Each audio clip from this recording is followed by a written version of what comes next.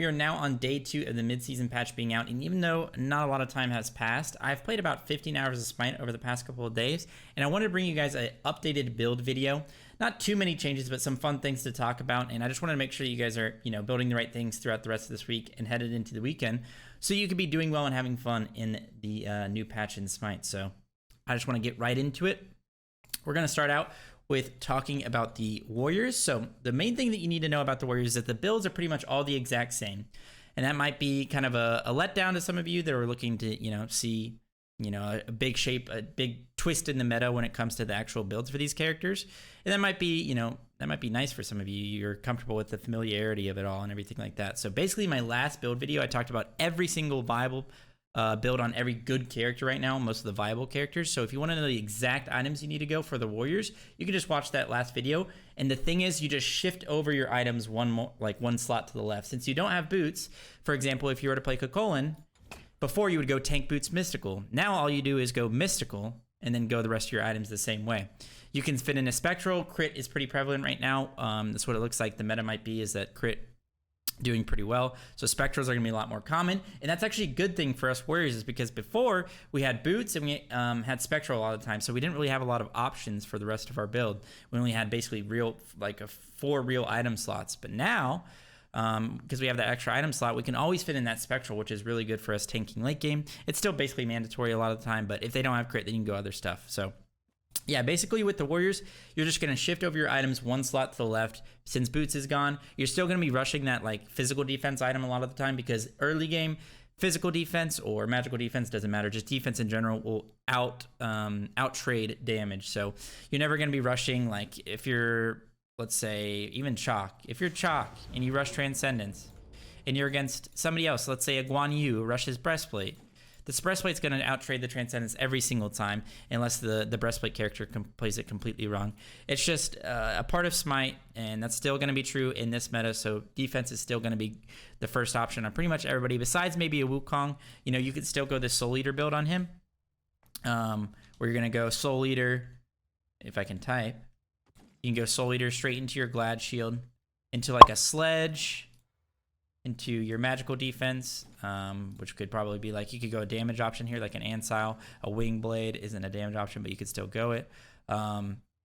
Even something along the lines of a Pestilence if they have any healing.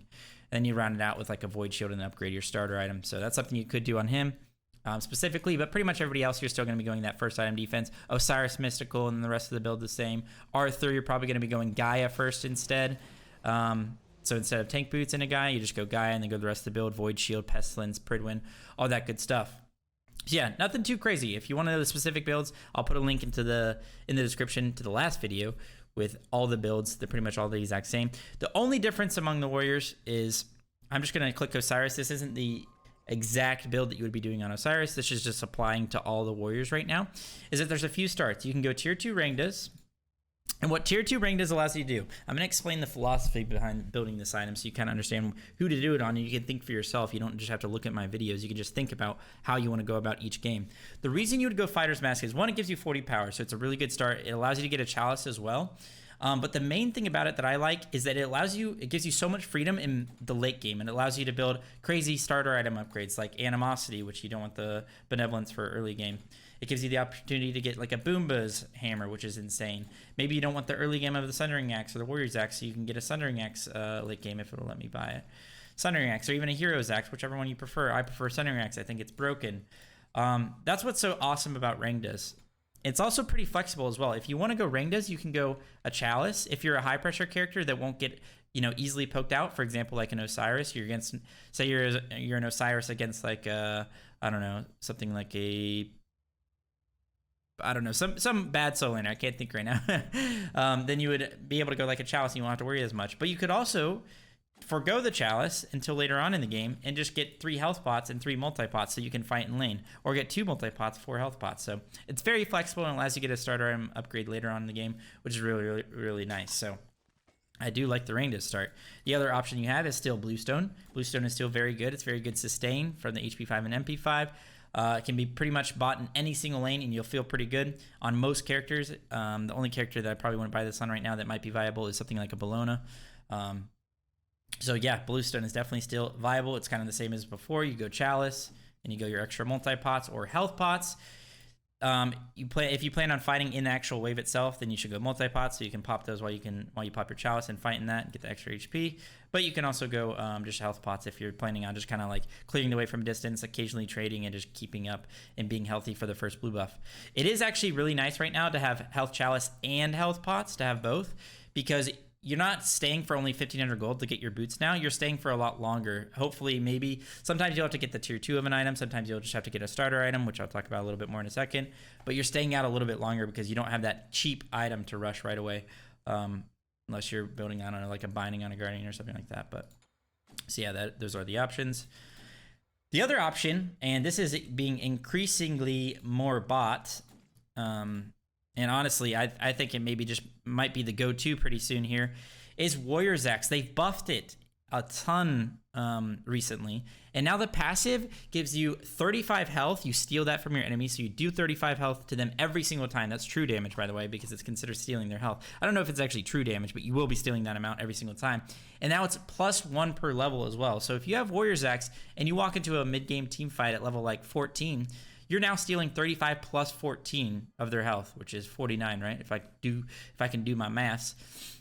49 plus 25 mana every single 8 seconds, okay? It's pretty insane. If you think about it, if it's a 55 health steal from it on the passive, that's a 55 times 2 health swing. So you're stealing 55 from them and giving it to yourself. That's 110 health basically every 8 seconds, which is just absolutely insane. So this starter item is actually very, very good right now. The only characters I wouldn't build this on right at the start of the game are people that don't have a lot of pressure, that it's going to be hard for them to really like clear the wave and, you know, walk up to the wave. They'll just get out cleared. So a lot of times what you can do is you can go tier 2 Fighter's Mask and then back when you can, get Chalice if you didn't have it already, and then go Warrior's Axe here. Because Warrior's Axe is a lot better around level 5 onwards. It becomes really strong, whereas those first 5 levels, it's really hard for you to clear the wave because it doesn't give you any power. Rangda's Mask tier 2 or Fighter's Mask will, you know, fix that problem. So then you can go that and then get the Warrior's Axe. And of course, late game, get the Sundering Axe, which is in my opinion the best upgrade for the Warrior's Axe. But there are some characters you can go Hero's Axe on, like Cthulhu, or maybe if you're playing like more of a PO character like a Guan Yu, you can go the Hero's Axe. So those are the viable options right now. If you're playing like a what is it? Like a Vamana or like a Gilgamesh or maybe even a Bellona, your starter item upgrade at late game probably should be Animosity. It's pretty sick. And in that scenario, you'd want to go tier 2 Fighter's Mask, so it gives you that option later on in the game. So yeah, that's all there really is to talk about the Warriors. Nothing too crazy going on. The build's pretty much the same. Just shift over those items 1 slot to the left, and you're still going to be feeling pretty good and doing pretty well in those team fights and feeling pretty tanky. Warriors are definitely in a good spot. However, same thing with the Assassins, everything the same. I talked about that in the last video. But what I do want to talk about are Guardians and Mages, right? Because I think that Guardians and Mages right now are in a lot better spot, much more viable than they were before. Basically, you had to play a Warrior and Assassin last patch. You had to abuse Bluestone. You had to abuse tank boots. But because tank boots are out of the game, magical characters got a lot better. And the reason for that is that early game, Warriors always dominate that, and they have enough damage early game, especially combined with Bluestone. If they just went Bluestone Warrior or Bluestone tank boots, like everybody did last patch, they were able to dominate the early game, be tanky enough, and just transition really good into the mid game. Guardians aren't good at that because they aren't good at going tank boots and still being able to PvE. They're not very good at PvEing. However, I think that Guardians are actually a lot better right now. I'm just going to go to Ardio because this build is going to basically apply to every single Guardian. You can maybe switch it up a little bit. So now Vamp Shroud has been buffed. The actual Vamp Shroud itself was buffed a couple times over the past few patches, but then also Bloodsoaked Shroud, the upgrade has been buffed, or changed, I guess, but it's a big buff to the passive. Instead of it healing you for a flat amount of health and mana, it now heals you for a percentage of your max health and mana, which is insane on tanks, and especially Guardians. Guardians have the highest health pools in the game. So if you build a proper tank build, come late game, if you're hitting your abilities on the enemies, whether it's minions, whether it's like objectives, the gods themselves, you're going to be healing quite a bit throughout the team fights. Excuse me. It's not better than like a Sundering Axe. Sundering Axe is still better, but the early game that you get from Vamp Shroud is so good that this starter item has taken over the Solian right now. Another thing you can do with your Vamp Shroud is go tier 1 Celestial and then build it into a Tyrannical Helm. That has been buffed. They reduced the cost of it. They buffed it over the past couple of patches. This happens a lot in Smite where they'll buff items and they're not relevant, and then they'll make that one last buff that takes it into the meta and pushes it over the top. So right now, Tyrannical Plate Helm is very, very good. So you'd go something like a Vamp Shroud, tier 1 of that, go 3 health pots into, or 1 multi.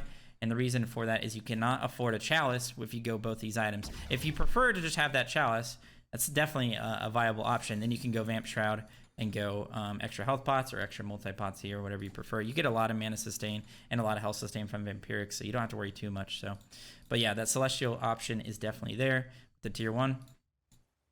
And basically, if you're against a physical, you always want to go Tyrannical into a Breastplate on basically every single Guardian. This just gives you so much protections. It gives you that CDR that you need when you have your blue buff, especially when you have it upgraded. You're actually at max CDR with this build. You're really good in lane. You're very, very hard to gank. Like, you're actually impossible to gank, especially if you go something like a Beads, if they have a lot of CC. Say they're playing like a Fenrir jungle, Circuit, Daji, anything like that. You can go Beads for that, but you don't always have to. You can go Blink. You're just so tanky that maybe Blink would be better in a lot of the scenarios, just so you can apply pressure and all that. If your character is good at proccing Stone of Binding, then you can transition this build into a third item, Stone of Binding. Then you're going to need some magical defense, most likely at this point in the game, if they have a relevant mage whatsoever. Wingblade, definitely viable on a lot of these Guardians. If they have any healing, then you probably want to go something like a Pestilence, and that's going to make you very tanky to mages as well, because it gives you 80 prot. And then, other items are always viable, like a Shogun's. If you're playing more of a supporty Peel Guardian, then that's definitely an option. And Voidstone if you're just looking for pure damage, going that route. And then moving on, transition to build. I really like Mantle. Mantle is always nice. And then Spectral, if you're going to need that late game, is definitely a viable option if they're going the crit route. Basically, any of these robe items I really like on Guardians combined with this build. Magi's as well. It's very hard for people to kill you when you're already this tanky. You also have Beads. You also have a Magi's going, a Mantle for CC Community, all that good stuff. So this is pretty much the build right now. The only switch ups in the build that I'd be going is depending on the character. So for example, like Cthulhu, I think is really good with Thorns. So I'd probably throw in, this is not the build that we want. This is from a long time ago. So instead of going like a Blink Sunder, like I would on like an Ardio or like a Cerberus or something like that, on Cthulhu, I'd probably go like a Blink Thorns instead. The build is pretty much the exact same on him though. I might throw in some anti-heal on him, just like a Divine or something, so that people aren't healing off me when I'm in my ult diving them. But pretty much everything else is the same. Vampiric, Tyrannical, Breastplate, and doing all that good stuff. So obviously if you are going that Vampiric route, you won't be able to get the other starter item upgrades later on in the game, but Guardians are already pretty decent in the late game with their CC and their tankiness and everything like that, everything they provide with the team fight. So the fact that you kind of get out of that early to mid game with that Vampiric and that Tyrannical and those kind of items, it's very, very strong for them right now, and I think Guardians are in a pretty good spot. Now Mages are in a pretty similar spot because they're able to use those items. So something like a Baron, a Zhang Kui, a Raijin even, maybe even these healers like Chang'e and Hades. We got some Hades gameplays that I'm going to keep trying them out. I'll let you guys know how exactly is. Their builds are going to be a little bit different because you don't want to go that pure tank build. This is old. We don't want that. You don't want to go that pure tank build on these mages. You want to be a little bit more bruiser and a little bit more damaging, especially on something like a Zhang Kui. It's going to allow you to one-shot their backline. So you're going to go something similar. We're going to go like the Vampiric into Tyrannical. Keep in mind that if you are near a wave and the minions die and you have Tyrannical, first of all, it's giving 85 flat power on it. And then you get 5 power, right, for every minion near you, and a max of 6 stacks, and it lasts for 15 seconds, right? So that's 30 power, and it's already at 85. So you're at 115 magical power with a defense item. This gives you 40 prot, 100 health, 20% CCR. It's a pretty insane item for only 2,400 gold now that they've buffed it a ton. Now, if you are against a physical, you can go something like a Breastplate on Zhang. That's still good. CDR is still nice on him. But the only difference is that you're going to transition a little bit more into damage, especially like a Spear of the Magus. If they have a lot of healing, maybe they have a emotional support, Terra support, maybe they have a mid-hell, Afro, anything like that. Just have a lot of self-sustain throughout their team comp, then you can definitely consider Divine, especially on a character like Divine, on a Zhang Kui or like a Chang'e that's going to combine with her 3 really, really well. They're both very good at proccing the anti-heal on their enemies, so that's definitely an option. If you don't have to go anti-heal though, then Spear of the Max is definitely the play that is so nice on characters like this. And you just want to have more damage on characters like Zhang Kui and these other mages, so Voidstone transition is very, very good. And then you round out the build with like a Mantle. If your character's good at proccing like a Perdwin, maybe you can go that, especially as a Guardian. it doesn't matter if you overcap the CDR. Pridwin passive is worth it enough to not really worry about it. And then, of course, if you need a Spectral, you can go that here. Or you can go basically whatever you really need. Maybe you can go a little bit more damage, like an Ethereal, if you're not really getting threatened too much. And, of course, on like Zhang Kui, you definitely want Blink and Beads on him. Beads because you are a little bit more damaging, so you don't ever want to get gone on and not have a relic to kind of defend yourself. So you'd basically have Blink Beads most games. But if they have a severe lack of CC, then maybe you can go Blink Thorns, maybe even Blink Aegis to buy some time in your ult because your ult still goes while you're Aegising. Or even Blink Sunder. That's something that you guys need to be trying out right now, okay? Is Sunder on any character. I don't care who it is. Sunder right now with the 2 charges that it gives. Let's go look at it. Especially once you upgrade it, but even the base is insane right now. You get 2 charges of this bad boy for some reason. It was already getting bought every single game by SPL players and high-level players, but now you get 2 charges of it, and it's insane. The cooldown's really good. If you have a Relic Dagger as well, if you can throw that into your build. Even in Soul Lane right now, guys, I think that Relic Dagger is viable. It'd probably be in like that 3rd or 4th item slot, so definitely consider trying out Sunder right now, especially in those scenarios where they don't have a lot of CC and they're not going to be able to lock you down anyway.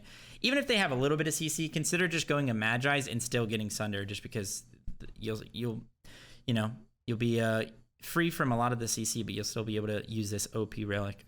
And yeah, so that's kind of what's going on right now with the builds and all that. This is more of an update video. This isn't like literally how to build every single soul laner in the game right now. Because I didn't really think I needed to make that video, considering that not a lot has changed for the physicals, and there's only a little bit of update for these viable magical characters. There's not a ton of viable magical characters, but for the ones that, like the Serbs, the Cthulhus, maybe the magical characters or the mages like Zhang Kui. So yeah, that is it. That's all I got for you guys. Sorry if the video was a little convoluted. I kind of just wanted to free ball this so that give you guys an update, and I'm feeling a little bit under the weather right now, so sorry about my voice. But yeah, that's it. Hope you guys enjoyed that. Hopefully it was informative and you guys can try out these things that I talked about and not be completely lost on this mid-season patch. So I'll see you guys next time. Stay safe and healthy as always. Peace out. Love you all.